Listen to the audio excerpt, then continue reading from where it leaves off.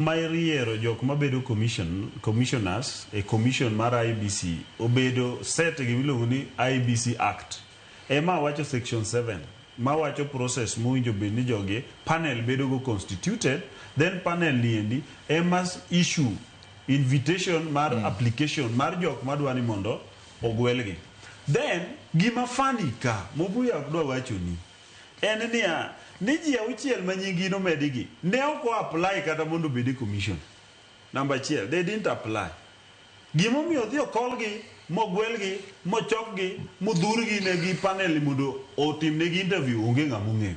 Number 2, adwa penjo sama go point of order. Adwa penjo buya ni most practical example and joka nyanam neno kata joma bebe neno nikech wa dala achiel e gino buya no wadwa ok wabigwere anytime wan wabiro modify ideology gi to ok wagwere nikech ruor minwa wadero wuod minwa tadwa penjo ni sama ne